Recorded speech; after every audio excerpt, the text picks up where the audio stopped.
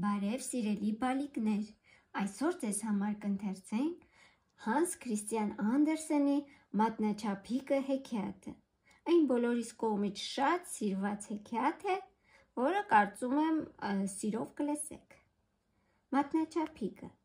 լինում է, չի լինում, մի կին է լինում։ Նա երեխաներ չի ունենում, բայց շատ է ուզում ունենալ, եւ ահա գնում է մի ծեր կախարդուհու մոտ եւ ասում. «Շատ եմ ուզում աղջիկ ունենալ, թեկուզ ամենապստլիկը»։ «Ավելի հեշտ բան չկա», պատասխանում է կախարդուհին։ «Վերցրու այս գարու հատիկը, բայց իմացիր, հատիկը սովորական չէ,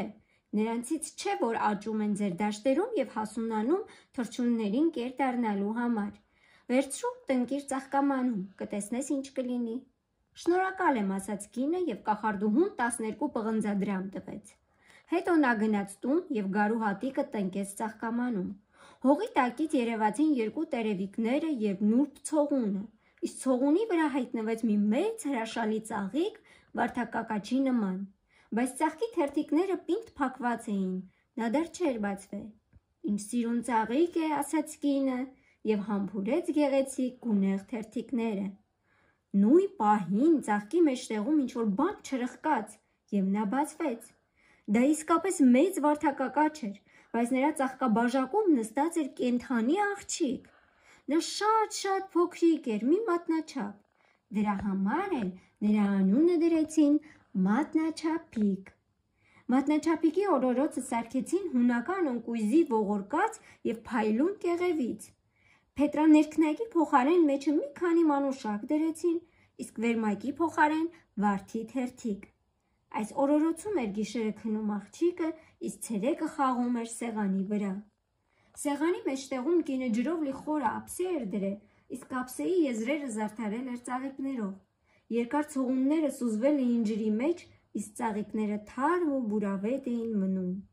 Փոքրիկ մատնաչափիկի համար այս ափսեն մի ամբողջ լիճ էր, եւ նա այդ լճում լողում էր վարդակակաչի թերթիկի վրա, ինչպես նավակի։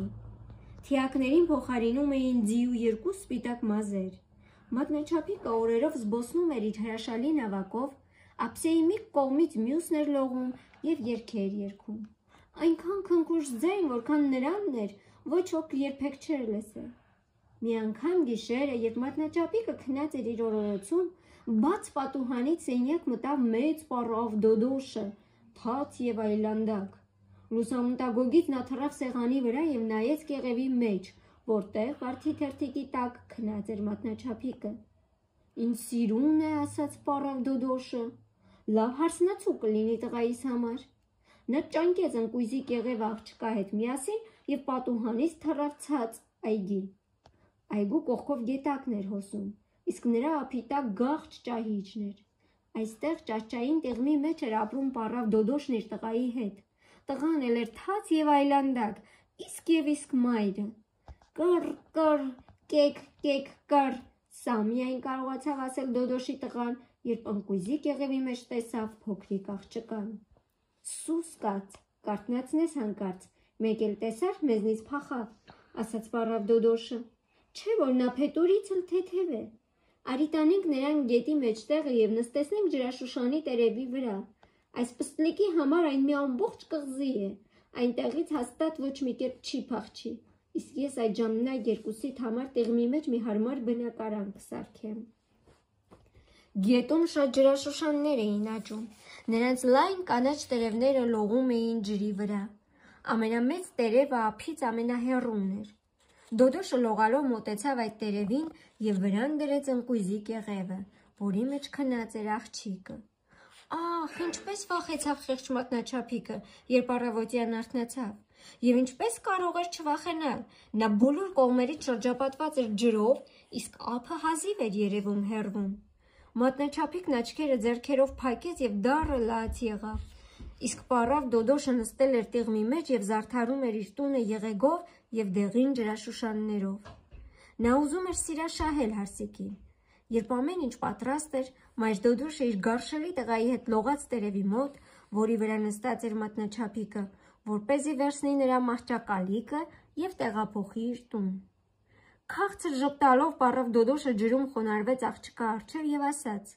«Ահա իմ տղան, նա քո ամուսինը կլինի, Դուք միասին փառահեղ կապրեք մեզ մոտ տիղմում։ Կռ, կռ, կեկ, կեկ, կռ, սա միայն կարողացավ ասել Դոդոշ տղան։ Դոդոշները վերցրին կեղևը և լողացին։ Իսկ մատնաչափիկը մենակ կանգնած էր գետի մեջտեղում ջրաշուշանի մեծ կանաչ տերևի վրա և հունգուր լալիս էր։ Նա բոլորովին չէր ուզում ապրել գարշելի Դոդոշի մոտ և ամուսնանալ նրա զզվելի տղայի հետ։